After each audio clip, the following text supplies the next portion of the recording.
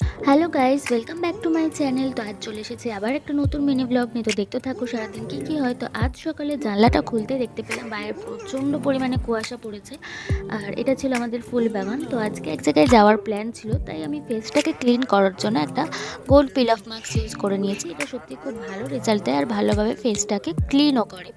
তো এরপর আমরা রেডি হয়ে চলে গিয়েছিলাম স্টেশনে। ওখান থেকে ট্রেন ধরে আমরা যাব আমাদের আজকের ডেস্টিনেশন বা ডে আউটের জায়গা।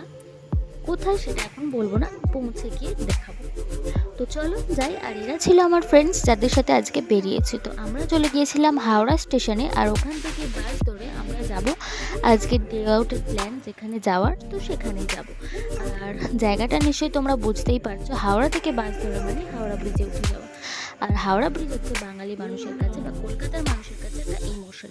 তো এরপর আমরা পৌঁছে গেছিলাম আমাদের ডেস্টিনেশনে, আর আজকের ডেস্টিনেশন ছিল প্রিন্সেপ ঘাট। এখানে অনেকেই গেছো আশা করছি। জায়গাটা প্রি ওয়েডিংয়ের জন্য খুব ফেমাস।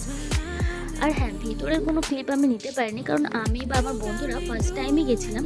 তো আমরা প্রচুর এনজয় করেছি আর ফটো তুলতেই ব্যস্ত ছিলাম। তো তারপর ওখানে কিছু খাওয়া দাওয়া করে আমরা হাঁটা দিই বাবুঘাটের দিকে।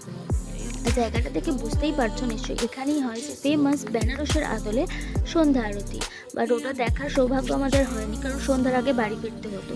তাই আমরা অল্প কিছুক্ষণ ওখানে ঘোরাফেরা করে লঞ্চে উঠে পড়ি। আর লঞ্চে করে আমরা যাচ্ছিলাম আবার হাওড়া ব্রিজের দিকে। আর ওখান থেকেই আমরা হাওড়া স্টেশনে গিয়ে ট্রেন ধরে ফিরবো বাড়ি। তো এইরকম ছোটোখাটো হুটহাট প্ল্যানগুলো না সত্যিই ভালোভাবে সাকসেস হয়। আর আজকের দিনটা সত্যিই খুব ভালো ছিল, আমি সত্যিই খুব এনজয় করেছি আর আমার ফ্রেন্ডসরাও এনজয় করেছে।